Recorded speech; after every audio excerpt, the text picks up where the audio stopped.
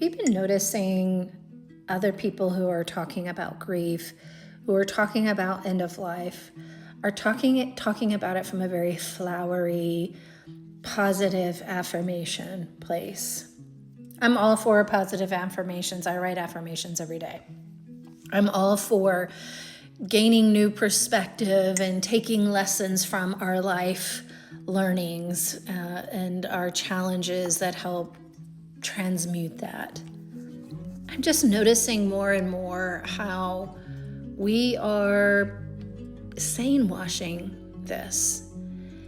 Grief is already a challenging enough experience to then go and be on social media of people talking about here are the 6 steps to heal, or being super flowery is the only word I know how to speak about it. And the reality is grief is not like that. Grief comes in so many forms, and as it transitions, as we transition, it looks differently every time. And there are days when we are a normal human being, and there are days when we are not a normal human being with our grief. And both sides can be true.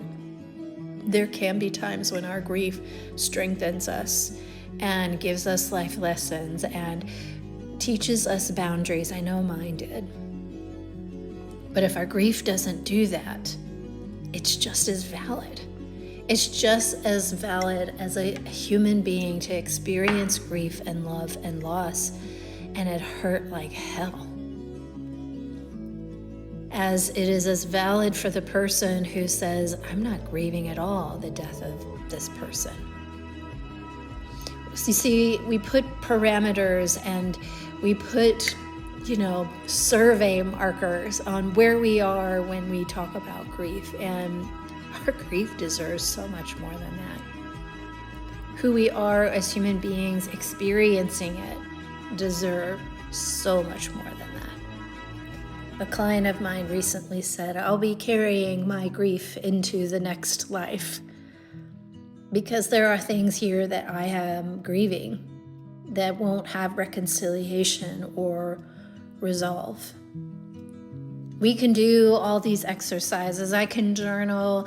I can talk about the gratitude of it, which there is validity in that. And also, I will carry my grief with me when my mom died 50 years ago, of the lack of reconciliation I will have with my children, of the things that I wish I could have done differently or been that I'll never get the chance to do again. I'll carry that grief with me. And I thought that was such a profound and interesting way to hold some really intentional and deep space for gratitude and for grief. So don't rush your grief. Don't feel like you have to be efficient and strong and appear as if you are overcoming, or bright-siding, meaning you're not at leasting yourself when it comes to your grief, because your grief and you as a human being experiencing that grief deserves to be witnessed. No matter what it looks like, no matter how long it takes, it deserves to be witnessed, to have its own story, and to have its own place in your life, now and in the next.